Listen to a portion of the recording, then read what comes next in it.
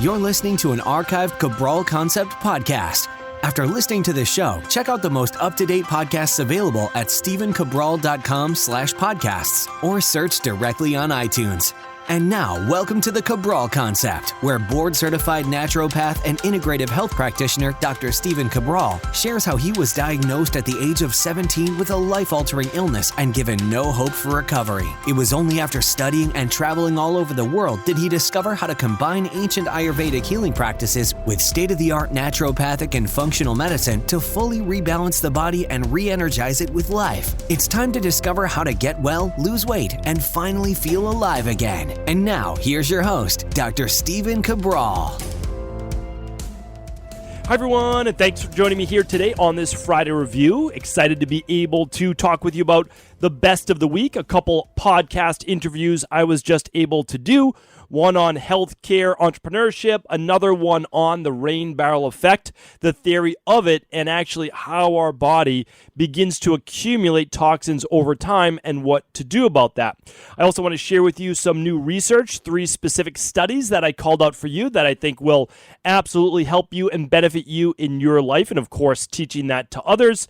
And then 2 books. So reading a lot of books over the past couple weeks, taking a lot of plane flights as well. I've had plenty of time to catch up on my reading and wanted to share some of those book picks for you. And then just a few other nice little tidbits I have going on that I wanted to share as well. So without further ado, let's dive right into the show today. Again, excited that you are here with me and happy so many people reached out and really just commented and direct messaged and just shared their excitement that the Cabral Concept has reached 10 million downloads. So for me, that was never really even a goal of achieving 10 million downloads. Of course, I want to reach as many people as possible in the world, and I'm very excited we are now able to do that, reaching close to 1 million people a month, and it's very, very exciting. So appreciate all of you, and do stay tuned next week on Instagram. I'll be doing a fun little contest, just some giveaways and different prizes that I hope to do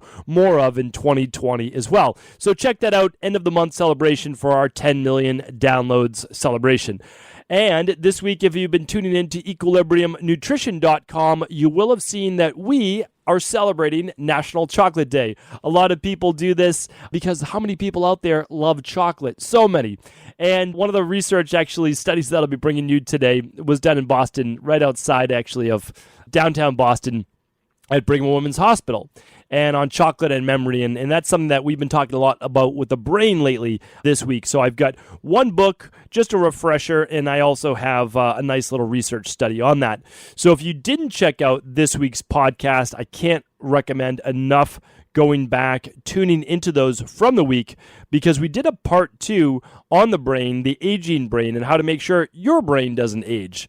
So one of the things that we look at is actually something called neurogenesis and then neurodegenerative-based properties. So I talked on episode 1348, 2 weeks ago, on what are the 7 foods and lifestyle factors that really do damage the brain. And then this week on part 2, on episode 1355, I talked about how to boost your brain function with 7 foods and lifestyle factors. So what we want to do is remove some things, not too difficult, from our life, and then add these 7 things. So definitely check out that show.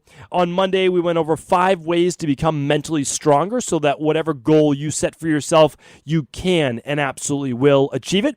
On Wednesday, episode 1356, we went over the 1-day reset diet. I did this way back on episode 1019. Well, this was a part 2, 1 year later, how it's being used right now in our practice. I hope that you tuned into that. And then yesterday, we talked about how to burn more fat by combining cardio and resistance training properly. So a lot of fun this week, a lot of great shows, and I hope that you've been enjoying them. And of course, always feel free to reach out to me on Instagram. It's just my name, Stephen Cabral. Comment on that day's podcast. I'd love to hear from you. We're going to be doing a lot more on social over 2020, a lot more video, which I'm super excited about. All right, now what I want to do is, before I get to my 2 podcasts, my team and I want to let you know that with Halloween being next week and, myself having 2 young kids, it's a lot of fun. It's a great holiday, really unassuming. The worst part is obviously all the candy and all the sugar. I've mentioned this before, but I'll just mention it again. One thing that we do with our girls is that we want them to enjoy every holiday, and we want them to enjoy every birthday party and every event, but we don't want it to be at the detriment of their health. So one thing that we do with Halloween is that we get dressed up, we do all of these fun things, and they go to all the different houses. And in Boston, it's a little different because you're going from basically brownstone to brownstone to brownstone. And, within the period of one block, you could hit 50 different houses and you have like 50 different pieces of candy just within a course of 20 minutes. It's crazy, but it's a lot of fun. And so what they know they can do is when we come home, we pick out a couple pieces of candy. That's it from the bag that they would like. And then we go out and we give that candy back out. And so it's not kind of fun. It's a lot of fun. And it's what my girls have always done. And they appreciate it. And they know that the candy isn't necessarily healthy for them, but we can do things that aren't always necessarily healthy because they're enjoyable. We like them. We have fun with it. And they're a treat. They're just not something that we're going to do every single day. So that's going to be a lot of fun, and that's what we do in my family. Of course, everyone can make their own decisions, and I never judge anyone, and your kids could eat the whole bag of candy like I used to do when I was younger, and you eat it over the course of the next week or two, and you have 100 pieces of candy. The problem is that you're always having highs and low in blood sugar, and a lot of these things have food dyes in them, and they affect your sleep, and they affect your mood, and they affect your ability to study in school. So there's, again, always pros and cons, and you want to weigh always letting your kids be kids, and then also you want them to stay healthy and when everyone else has like a hacking cough and mucus and all these different types of things. So we're always trying to just do our best. We're certainly not perfect, and then that's all you can do is do your best. But stay tuned next week because beginning on Monday for Halloween week, we have a fun little surprise going on at equilibriumnutrition.com, a little giveaway for a healthy Halloween treat. So check that out. All right. Up next, I want to share with you 2 great podcasts I was fortunate enough to be able to do. The first one is with Jason over at Healthcare Entrepreneur Academy. Jason was a former certified registered nurse anesthetist, and he is now the founder of the Injection and Infusion Clinic of Albuquerque. So he teaches others how to set up infusion and ketamine-based clinics, and that's what he does now. Well, he also runs a podcast called the Healthcare Entrepreneur Academy, and we did a show on essentially how I got into the health-based field, how I got sick and learned from many, many great mentors out there. And I didn't accept one form of medicine as being the best form of medicine. I have a very eclectic and very different background in health, and that's what I now teach in the Integrative Health Practitioner Institute. Is I teach why I believe that there isn't one best form of medicine. So I love Ayurveda. I love naturopathic medicine. I just don't think they are the end-all, be-all. I mean, I love them. If I could only pick 2, it'd probably be those 2. But, I believe in bioregulatory medicine, orthomolecular medicine, functional medicine, traditional Chinese medicine. I believe in chiropractic. I believe in Reiki. I believe in all of these different things. And I think that they can all come together and be one amazing form of integrative health that truly gets people well, where it puts the person above the actual form of medicine, right? So that's what we look at is how do we help people first? That's what we teach inside of IHP, and that's what I try to share with the world. So I did that on that podcast with Jason, and I will link that up today. All the show notes and all the podcasts and everything, all the books will be at stephencabral.com/1358. So stephencabral.com/1358. You can follow along right there with the show notes. Okay. The other podcast I did was with Rena over at Health Circle, and her podcast is Healthier, A Proven Path to Health Podcast. So we talked about something different. We talked about the rain barrel effect. We talked about how the rain barrel effect came about, how I came up with that name, where I learned this theory from, and which is much more than a theory now. This is published research. And also, we talked then about how to empty your rain barrel through detoxification methods and protocols. Also went into a little bit with her health as well, how she became quite sick and overcame that through many of the principles we talk about now through the de-stress protocol that I talk about in the rain barrel effect. So we go over the de-stress protocol, we talk about detoxification, we talk about the rain barrel effect. A really great person, a lot of fun to do that podcast. And again, I will link that up today at stephencabral.com/1358 and check it out. Okay, now two, I thought, really pertinent books over what we've been talking about over the last couple of weeks. So the first book I wanted to share with you was called The End of Alzheimer's. Now, you probably heard me already recommend this book. And the reason why I'm re-recommending it is because we've been talking so much about the brain. So I did a 3-part series on the brain and Alzheimer's and dementia. If you did not check out those 3 podcasts in the past, I can't recommend them enough. And the reason why I'm saying that is that people believe that Alzheimer's is something that you can't prevent. They believe that it's something that's out of your control and that it just comes on literally one day almost by surprise. And if you do start to get dementia or Alzheimer's, it's essentially a death sentence and that there's no coming back. Well, I don't believe anything could be further from the truth. And in my opinion, after listening to these 3 podcasts, I believe that you're going to be able to have a different opinion as well. So simply head on over to stephencabral.com/1355, and you will find those 3 podcasts on preventing Alzheimer's, how to test for Alzheimer's for early detection, and then how to halt and reverse Alzheimer's and brain-based diseases. So head on over to episode 1355 for all of those shows. You're really going to get a big education, I believe, on that. And a lot of that information was gleaned from the book, The End of Alzheimer's. So you can do both. You can listen to me break down the book. You can read the book. I would do both, right? Because these are super important things. And for all the integrative health practitioners and health coaches out there listening to this would be a very nice niche for you if you were trying to figure out, hey, what's your niche going to be in the health field? I believe that aging and brain-based related dis-ease of the body and brain is a great place to help people with. Okay, the next one and the next book review is by someone that I've been studying quite a bit over the last 18 months to 2 years, and that's the research of David Sinclair.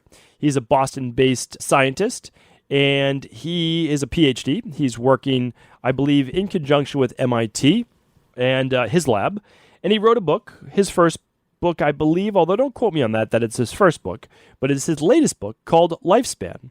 And it's why we age and why we don't have to. So I might have David on the podcast in 2020.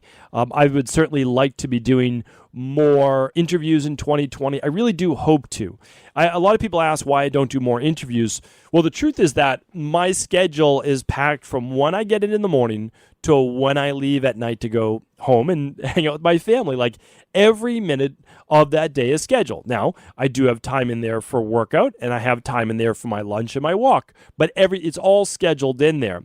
So a lot of times when you're interviewing a lot of other super busy people with not a lot of flexibility to their day, trying to align the stars to make that happen is not an easy task, but we're going to try to make it happen better in 2020. But again, it's not because I don't want to, but I have my podcast scheduled for exactly when I can record. And it's something that I love to do. And I always want to make sure, though, that it's also a daily show. So it's simply scheduling that's all it is. I mean, everybody's busy, right? You're super busy. I'm super busy. It's just trying to make it all happen. But we're going to make it happen, even with all the travel I have coming up next year. So great book by David Sinclair. I wanted to give you a little bit of an overview that even if you don't read the book, that I think that you'll get a lot of the gist of it. So I want to go through like 8 points for you right now. So David's philosophy around aging is really looking at how can we help the cells better replicate? How can we work on something called sirtuins? How can we boost mitochondrial function? And he's a very bright scientist, and I love his work. He's coming from it from like a medical perspective, which I appreciate. So, and I want to look at it from a medical as well as a natural health-based perspective. So he's taking 1 gram of NMN every morning, along with 1 gram of resveratrol. And I'll talk about the formula we're creating in the future and how I'm using nicotinamide riboside instead of nicotinamide mononucleotide, which is what he takes, because I do believe in using the precursor to things in our body and not always the end thing, which means I don't always love using high-dose glutathione. I would much rather give the body all the precursors, and if it wants to make glutathione, then great, but I don't always want to give the end product. For example, with a lot of men in their 60s, 70s, and beyond, when I'm helping them boost testosterone naturally, I'll oftentimes not just do this, okay? I'm also using zinc and vitamin C, and you can check out my podcast on boosting testosterone, but I'll use DHEA.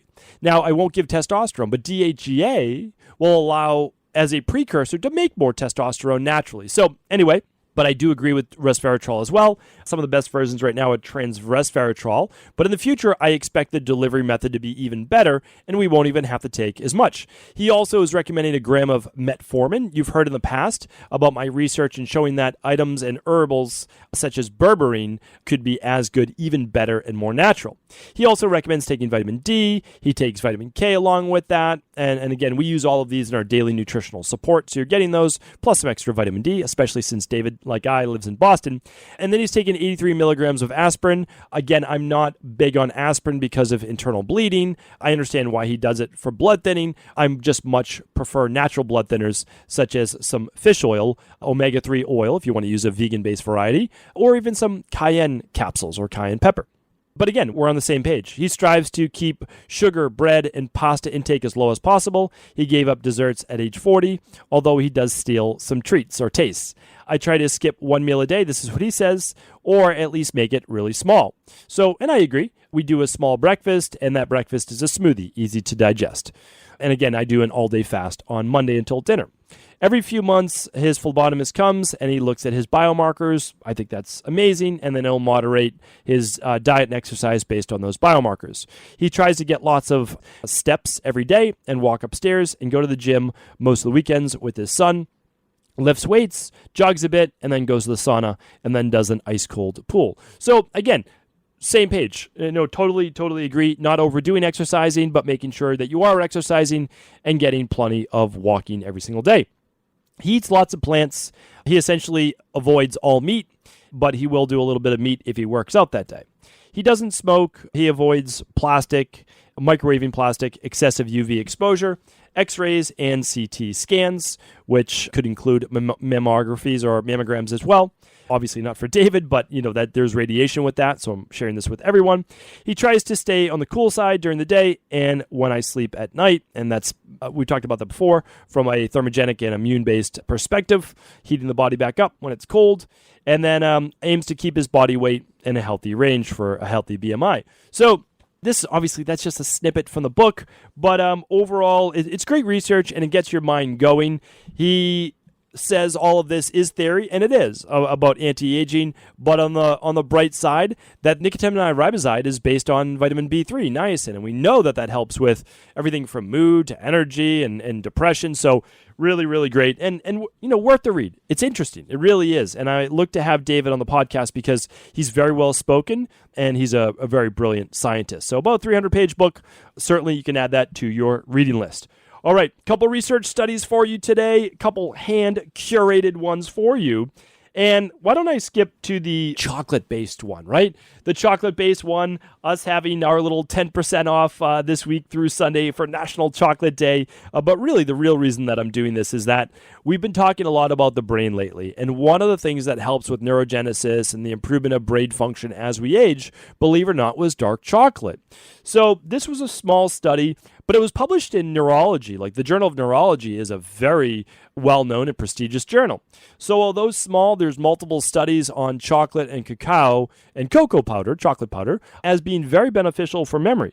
And this one, people who drank 2 cups, it doesn't mean that you filled that with cocoa powder, but you basically did 2 cups of hot chocolate. Now, it wasn't like hot chocolate like when I was a kid, where you had those little marshmallows floating on the top. No, this is actual real chocolate cacao, and you're mixing that with hot water. Well, people who did that twice a day performed better on memory tests than people who did not drink the high flavonol, which is the high antioxidant cacao. Now, this was also done with people with impaired blood flow to the brain, one group, and then the second group, one controlled, both basically, one with the placebo and one not. So one with a high flavonol-based cacao powder, the other not.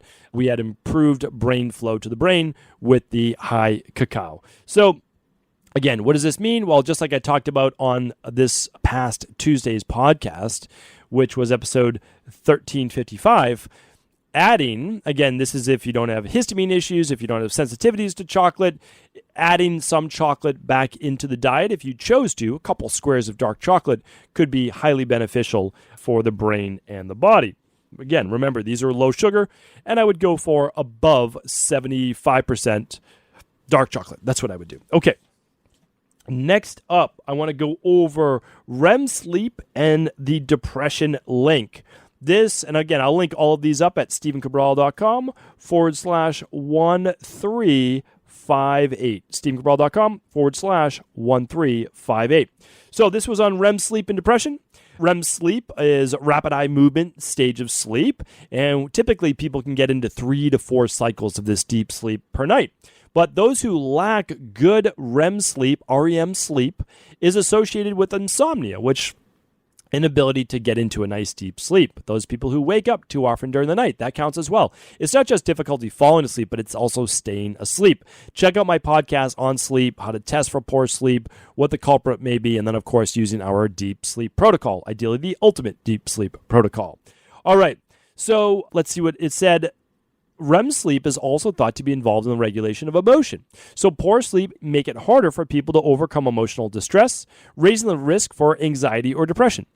And so this is why we wanted to look at this study. So we want to look at the body's ability to produce serotonin, to produce dopamine. And what if you're not getting good sleep? Well, this study was done on more than 12,000 people by researchers in the Department of Sleep and Cognition in the Netherlands Institute for Neuroscience. And it was published in the journal of PNAS. So I will link that up for you today. You can check that out if you're interested in more in talking about REM sleep and the link with depression.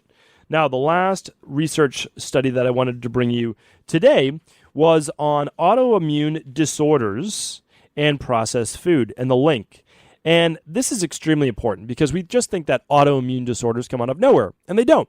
They come from digestive-based issues, 90% being linked to some type of leaky gut or intestinal permeability.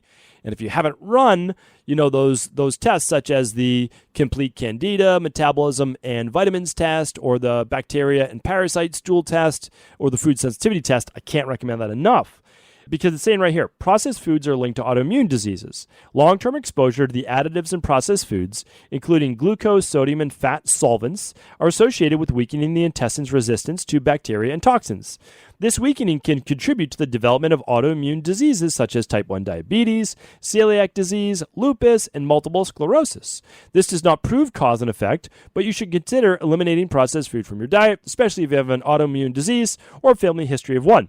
And this was done in the Technion Israel Institute of Technology and published in Autoimmune Reviews. So I'll link those up today. But again, the more that you're doing to contribute to leaky gut, the more potential effect it may have on developing an autoimmune disorder. So remember, these things are within your control. They're not always easy to fix overnight, but you can. Over the course of a couple of months, you can begin to turn your health around. I can't recommend it enough. And remember, if this is something that you believe in, if it's something that you're passionate about, I can't recommend enough teaching this to others. We can help you more in the Integrative Health Practitioner Institute. You can read The Rain Barrel Effect. You can pass the podcast on to others. Whatever you can do to try to affect as much change and healing as you can in the world is greatly appreciated. Thank you so much. I hope you have an amazing weekend. And don't forget to tune in this weekend where we answer our community's questions each and every Saturday and Sunday on the Cabral House Calls. Again, take care. Have a great weekend. I'll talk with you soon. Are you ready to heal yourself and then go on to heal others? If so, the Integrative Health Practitioner Institute can help you discover proven functional medicine protocols that blend the best of 7 different healing disciplines from around the world. I personally share with you the exact handouts and protocols I use in my private practice that enable people to get well, lose the weight, and live longer, stronger. I want to pass this information on to the next generation of health coaches, and that is exactly why I created IHP. We are the future of the health coaching industry, and the skills and knowledge you will learn will make you an in-demand certified health coach anywhere in the world. Although we have many medical professionals taking the IHP certifications, no experience is necessary, and half our members have no previous health certifications. At the Integrative Health Practitioner Institute, our motto is a health coach in every home. Our goal is that you take this knowledge and then share it with family, friends, loved ones, your community, or in a practice where you create a career you love and can be proud of. The global IHP community is filled with some of the most kind and caring people in the world, and we can't wait to welcome you into our world soon. For more information or to set up a discovery call with one of our IHP Health Coach graduates, simply head over to integrativehealthpractitioner.org.